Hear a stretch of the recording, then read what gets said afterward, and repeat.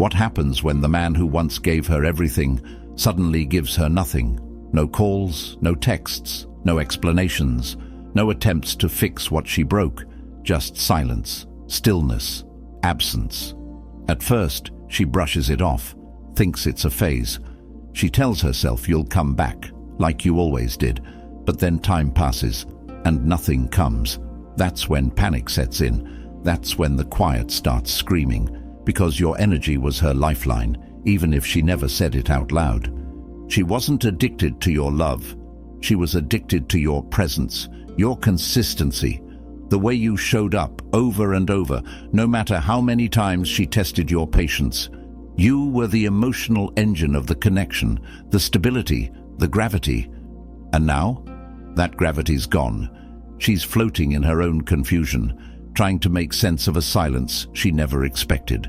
She didn't realize how much you anchored her until you pulled back, and now she's unraveling. No contact isn't a punishment. It's protection. It's not about playing games. It's about ending the ones she was playing.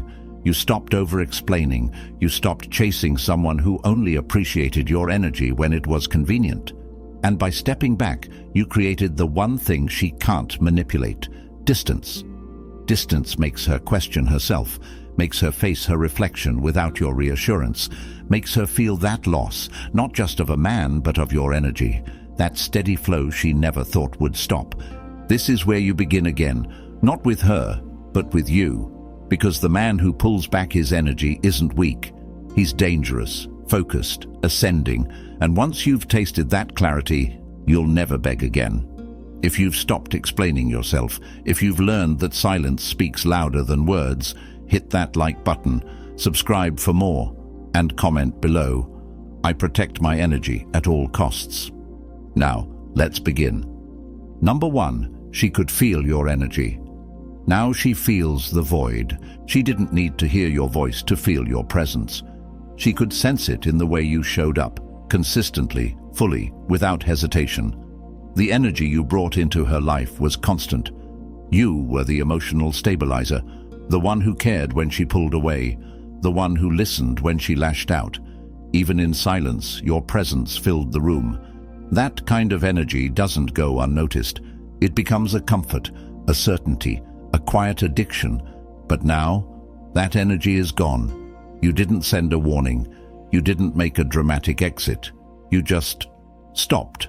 And now there's a void. A silence that doesn't comfort. It confronts. She wakes up and you're not in her inbox. She posts and you're not watching. She waits and nothing comes. And the more nothing she gets, the more everything unravels inside her. That's the real power of pulling back. It reveals what your presence truly meant when it's no longer there. Energy doesn't lie. You were giving. She was consuming. And when you finally decided to cut the flow, she didn't just lose a man. She lost the stability that kept her emotionally grounded. Now she's anxious. She's overthinking. She's looking for signals in silence. Because deep down she feels it. Something shifted, and she can't reverse it. And this time, you're not using words to prove your value. You're letting absence speak for you. She didn't realize how much your energy carried her until she had to stand on her own. Number 2, you stopped explaining yourself. She lost her grip. You used to explain everything, every emotion, every shift in your tone, every silence she misinterpreted. You tried to make her feel safe, understood, reassured, even when she didn't deserve it. You gave her access to your inner world because you thought transparency built trust. But what it really built was entitlement. She began to believe your emotional labor was a guarantee, that no matter what she did, you'd always be there to explain, to soothe, to fix. But now you've stopped. No more justifying your silence. No more decoding your boundaries. No more offering clarity to someone who never offered it back. You stopped handing over explanations, and with that, you took back control. Because when you stop explaining, you stop giving her a sense of emotional dominance. You stop making her feel like she's still pulling the strings. And now, she's spiraling, wondering what you're thinking, why you're distant, why the man who once laid himself bare now gives her nothing. This is the beauty of the no-contact strategy. It flips the dynamic.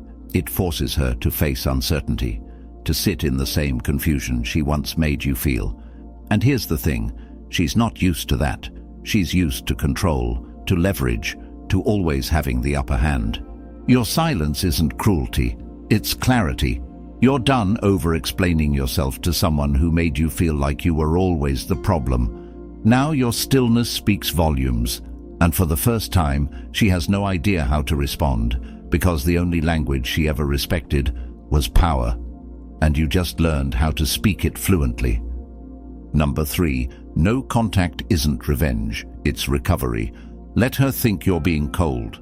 Let her call it immature, manipulative, whatever helps her sleep at night. Because the truth is, no contact isn't about her at all. It's about you. It's not revenge. It's recovery. It's a clean break from the cycle you kept spinning in. The over-giving, the emotional labor, the constant second-guessing. You weren't walking away to hurt her. You were walking away to stop hurting yourself. No contact is the moment you choose self-respect over obsession. When you stop making excuses for her inconsistency. When you stop needing closure from someone who never gave you clarity in the first place. It's when you stop breaking your own peace to keep someone else comfortable. Because let's be honest, she wasn't thinking about your healing when she played with your loyalty. She wasn't worried about your mental state when she sent mixed signals, pulled back, then reeled you in. So why should you burn yourself again, just to prove you care? This is the shift. You're no longer fighting for someone who made love feel like a competition. You're not sitting by the phone hoping she reaches out. You're reclaiming your mind, your time, your focus. And here's the part she won't understand until it's too late. Your silence isn't spite. It's survival. It's peace. You're not trying to make her miss you. You're just done bleeding for someone who watched you suffer. That's not revenge. That's healing. That's how you rebuild. Quietly, without apology, without permission. Number 4, your detachment is driving her obsession. Here's the paradox most people never understand. The moment you stop needing them, they start needing you. That's not a theory. That's psychology. Your detachment has flipped the script. The same woman who once felt confident, secure, even bored by your consistency, is now chasing ghosts because she can feel that shift, that emotional disconnection, that cold, calm silence where your energy used to live. You didn't slam the door. You didn't send a dramatic goodbye. You just let go. No explanation, no fight. You pulled back everything, your attention, your emotions, your investment, and that vacuum. It's messing with her head. The human brain hates uncertainty, and now she has no idea where she stands with you. You were always predictable, present, grounded. Now you're unpredictable, distant, unavailable. And that's exactly what's driving her crazy. This is where dark psychology meets emotional discipline. The less she sees of you, the more space her mind fills with what-ifs. She's rewinding every conversation, overanalyzing the silence, wondering who you're with, what you're thinking. If you've moved on, you've stopped feeding her ego, and now she's starving for validation. But it's too late. The energy she took for granted has been cut off at the source. You didn't do this to hurt her. You did this to heal. And yet, ironically, your peace is what's making her restless. Your silence is louder than your love ever was. Because when a man detaches, not out of anger, but out of clarity, that's when obsession begins. Number 5, she doesn't miss you. She misses control. She might text you. She might like a photo, send a hey out of nowhere, or ask a mutual friend how you've been. And if you're not grounded, you'll start thinking she finally woke up, that maybe she misses you, that maybe she realized what she lost. But let's get something clear. She doesn't miss you. She misses the control she used to have over you. She misses knowing you'd always reply, that you'd always be there, that no matter how cold she got, how distant she acted, you'd still try. You'd still chase. You'd still explain yourself. Now that you're not doing any of that, her ego is starving, because when you pulled back your energy, you didn't just create distance, You exposed how much of her identity was built on your emotional availability. This is deeper than romance. This is about power. She used to control the rhythm, when to engage, when to ignore, when to pull you in, when to push you away. And now, nothing she does works. Your silence is steady. Your boundaries are firm. You're not reacting. And without your reactions, her sense of control crumbles. Let her think she misses you. Let her wonder why it doesn't feel the same anymore. Because what she's actually feeling is withdrawal, loss of influence, the fading power of someone who once dictated your emotions and now has no access. That's not love. That's ego panic, and your detachment has shattered the illusion. She doesn't miss who you were. She misses what you gave. But that version of you, the one she could push and pull at will, doesn't live here anymore. Number 6. Attention was her drug. You went cold turkey. She didn't need your love in words. She got high off your attention. It was her fix. The good morning texts, the double replies, the way you always showed up, even when she disappeared. Your presence made her feel wanted, powerful, in control. That wasn't love for her. That was dopamine. And now that it's gone, she's crashing hard. You went cold turkey, no easing out, no breadcrumbs, no soft goodbyes. One day, you just stopped feeding her the energy she used to depend on, and she didn't realize how addicted she was until the supply dried up. Because it wasn't the relationship she craved. It was the validation, the emotional hit she got every time you proved you still cared, still hoped, still hurt. That kind of attention is intoxicating when it's constant, and paralyzing when it's gone. This is what happens when you stop giving someone emotional luxury without making them earn it. Now she's stuck refreshing her notifications, scrolling through your page, wondering why the man who used to orbit around her has suddenly disappeared into his own universe. It's withdrawal, and she's shaking. Because the attention she fed off of, it's not coming back.